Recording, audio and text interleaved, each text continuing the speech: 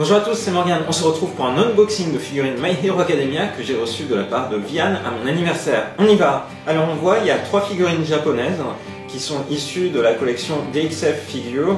Il y en a un, c'était le numéro 3 de la série. Il y a l'édition SP spéciale.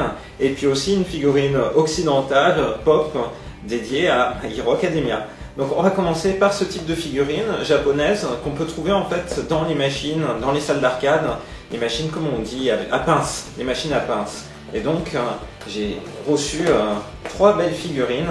On va commencer par celle de Katsuki Bakugo. C'est parti. On ouvre.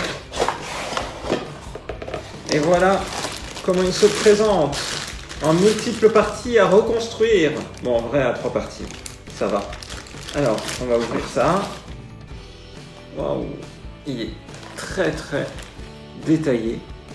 Et il lui manque un bras. Les effets sont très réussis, très expressifs du visage.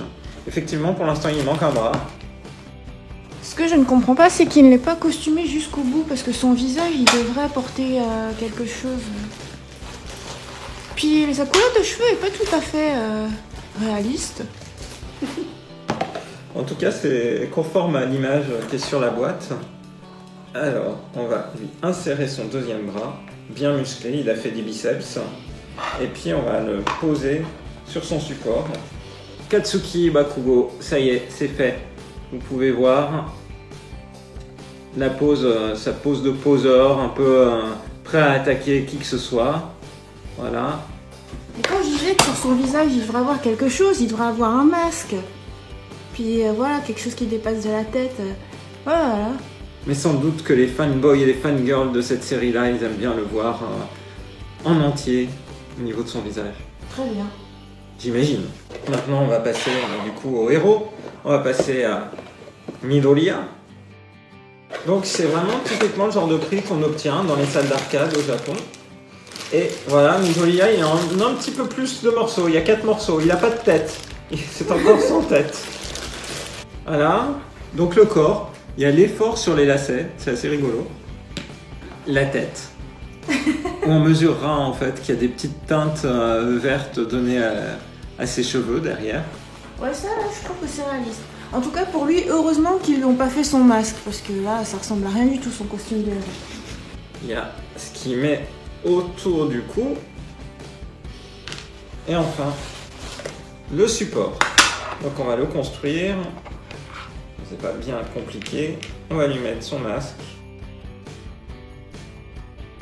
Et voilà sur le support. Hop. Donc, on va réajuster le petit truc là. Et voilà. Comment tu le trouves? Très bien. Voilà. Hop. Il le rejoint. Donc on a Katsuki et Midoriya. Et maintenant, il nous reste à ouvrir Shoto, le personnage phare de la saison 2 de la série, qu'on a vu plus en retrait dans la 3e saison. Ah bah lui, il y a une surprise. Tadam! Il est comme ça. Voilà. Presque en entier. Presque en entier. Et il lui manque un bras. Il lui manque un bras. Et le support. Voilà, donc on va lui mettre son bras. Alors comment est-ce qu'il est? Bon, l'expression du visage est assez ressemblante. Mais je dirais que le plus réussi pour l'instant, c'est Midoriya. Ouais, parce que Midoriya, il a, je sais pas, des proportions qui sont avantageuses. Là, Shoto, on dirait qu'il est court sur pattes. Il court sur pattes.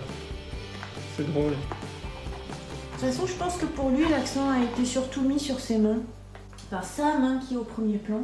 Et voilà pour Shoto. Avec sa main au premier plan, comme tu dis. Donc, on a les 3 personnages dans le cadre de ces figurines japonaises. Et puis la dernière, c'est une figurine carrément autre style. C'est la figurine pop de Midoriya. En mode training, dans le costume de Yue.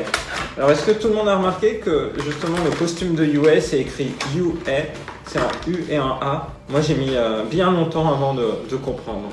Bon, bah, il est très mignon comme ça. Il y a tous ses cheveux. Hop, comme ça. Très joli. Qu'on peut mettre directement à côté. Voilà, donc il y a un Midoriya en mode training, en mode entraînement, comme tu disais, et il y a un Midoriya en tenue de super-héros, en tenue de combat. Bah, c'est super, ça me donne envie de faire de nouvelles vidéos sur My Hero Academia pour vous partager un petit peu mes impressions à jour sur la série. J'avais fait une première chronique à l'époque, je pense qu'il n'y avait que 5 tomes qui étaient parus en France. Là maintenant, on a le 16e tome qui vient de paraître en édition collector chez Kiun. Ça mériterait bien une nouvelle vidéo. Voilà, j'espère que cette vidéo d'unboxing de figurines de My Hero Academia vous a plu et je vous donne rendez-vous à très bientôt dans une prochaine vidéo sur la chaîne de Rosalis. Bye bye. Ma soeur a été bien inspirée pour son cadeau d'anniversaire. Elle a été très inspirée.